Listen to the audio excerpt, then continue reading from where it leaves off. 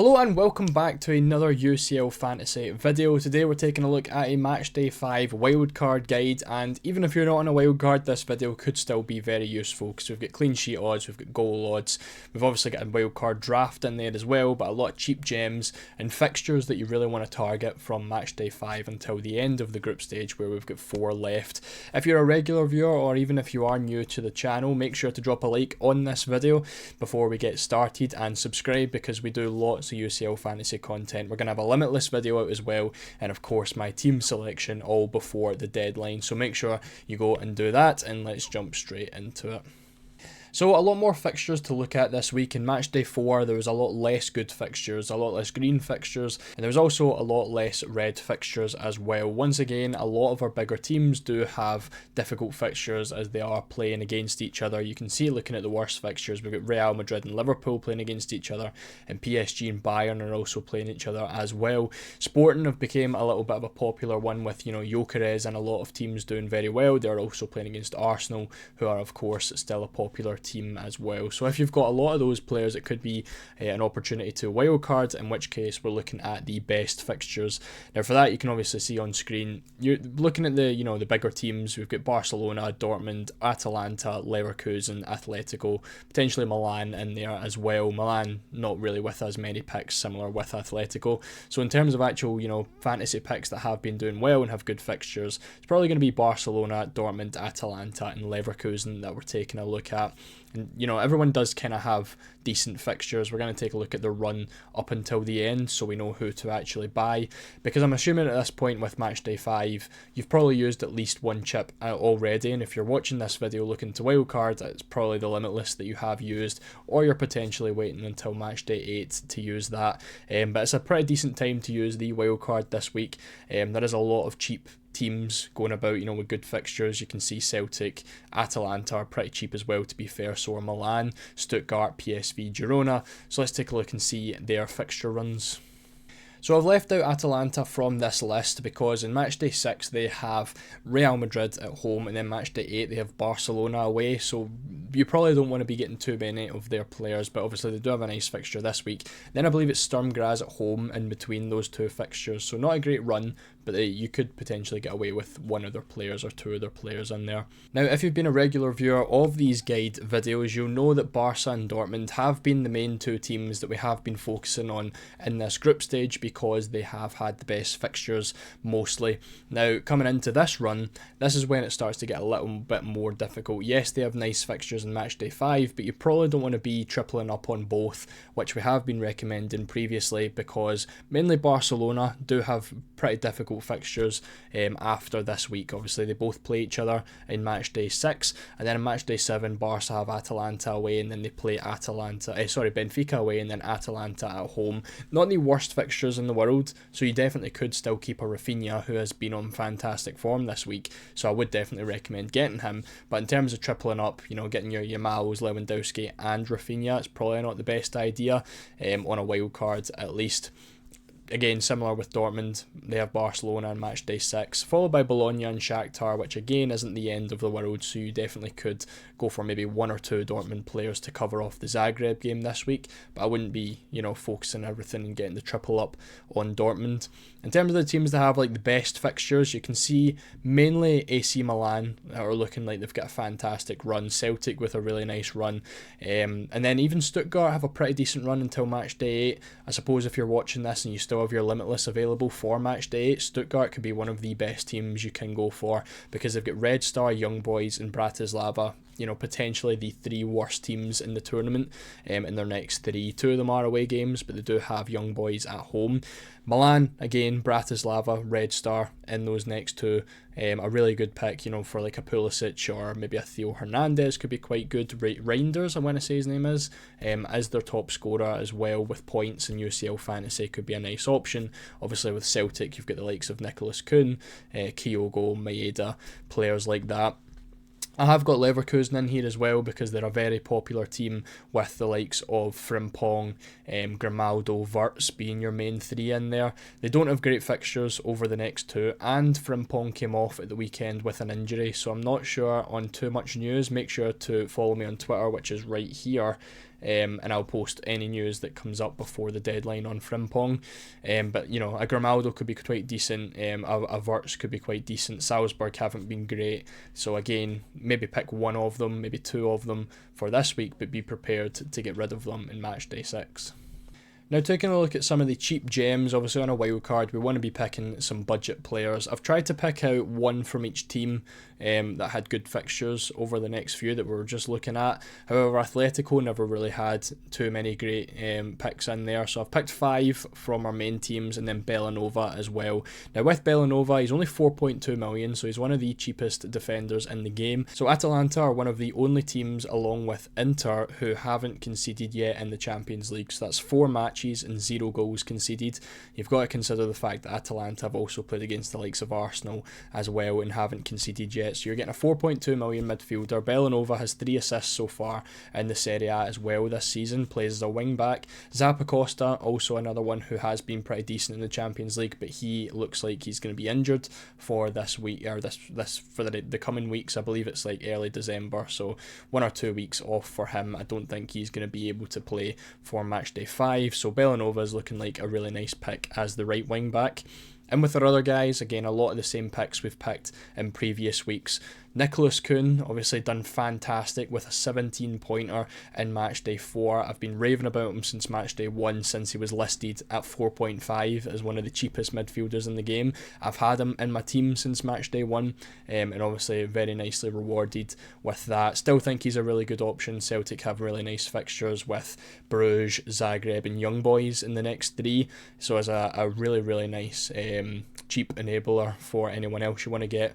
Reinders was speaking about him a little second ago. He's 5.5, he's not the cheapest midfielder, but still a really cheap option if you can't afford someone like Pulisic in midfield. He is still getting goals.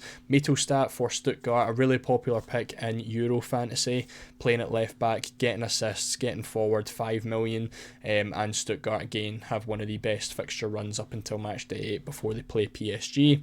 Kubarsi and Gittins, don't really need to say too much about them. I'm not sure when Adeyemi's going to be back. That could be something to keep an eye on if you are looking to get Gittins. Again, I'll post anything on any predicted lineups and injury news, because if Adeyemi comes back, he obviously plays in Gittins' position. He could potentially be limited with his minutes at 5.3 million. So clean sheet odds for this week, once again dominated by Barcelona. They were in the top 2, and I think they have been in the top 2 for the last 2 weeks or so. 53%, the only dark green team, the only team above 50% for clean sheet odds this week, followed by Man City, who haven't actually been in there in any of the previous slides. They're playing against Feyenoord this week, so still a 50% chance of a clean sheet. So the likes of Rico Lewis, Vardiol, Akanji, still really nice options. Despite, you know, Man City's poor form, they are 5 losses in a row now. Milan at 48%, already spoke about Theo Hernandez, could still make a really nice pick. Leverkusen, again, probably like a Grimaldo would be your better choice over Frimpong, who has the injury doubts. He'd probably be the only one I'd go for. For Atalanta, they're at a 41% chance. Again, the likes of Bellanova at 4.2 million is probably going to be your best pick. But also Carnesci, I want to say his name is, and goals, he's only 4.5 million, a nice goalkeeper pick.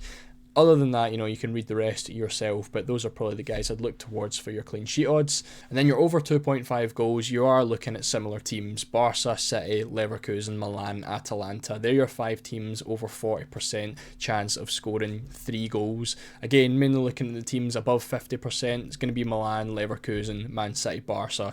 These are the teams you're wanting at least, you know, one attacker from. So Barcelona, you've got Yamal, who has again missed out at the weekend through an ankle injury, but he is still expected to play. You've got Rafinha and Lewandowski, though, who have been the 2 better options. Man City, you know, potentially Haaland if you've got the budget. Foden has been the best in the Champions League. Leverkusen, your best one's going to be Wirtz. Milan, again, Pulisic, Reinders, and really nice picks. Atalanta, you're probably looking at Ademola Lookman as the best one there.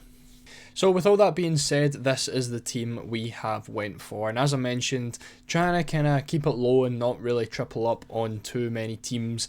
So we've got a couple of doubles in here, and that's going to be it for Barcelona. We've got the double up of Lewandowski and Rafinha. the best two informed players in UCL fantasy. We have left out Yamal from this team because I think there is a couple of better options that you can get in midfield, and obviously we don't really know what's happening with his injury. Is he going to be kept out or not? We shall see. We've doubled up on AC Milan as well with what I think is the two best players you can get. Defence, we've got Theo Hernandez, one of the highest clean sheet odds, and obviously we know he can get forward and get attacking returns. Then obviously Pulisic as well, done as well in match day 3, I believe it was. He done decently, and obviously with the game against Slovan Bratislava, we would hope for him to continue that on and do well, of course, as well. And then for Leverkusen, we picked again the two that we have been mentioning, and that's Wirtz and Grimaldo. Left out Frimpong again because we don't know what's happening with that injury. The only issue you are going to have with this is going to be potentially taking probably only one of these guys out next match day. I wouldn't worry about two transfers taking these guys because they are both very good quality players that can do well in any game. So I still think it is worth having two of them against Salzburg. I think that's it for double ups. I don't think there's any other ones. No. So we've got Salah for Real Madrid. It's still classified as a red fixture, but Real Madrid have a lot of defensive issues right now with most of their defence out with injuries. And Salah's been in fantastic form. I think he's scored in his last 5 matches. So a nice pick to have, and he's probably a bit of a differential. I can't really see too many people having him for this week against Real. Up front is where we've went pretty differential. Guirassy has been picked a lot more recently, but he's the guy we've went for Dortmund because he is nailed. Was out through illness over the weekend, but he should be okay for their game, and he's going to play. And he has been the one getting the goals, and of course does take the penalties whenever Chan decides that he doesn't want to take them. Then we've got Griezmann as well against Sparta Prague, one of the highest scoring attackers.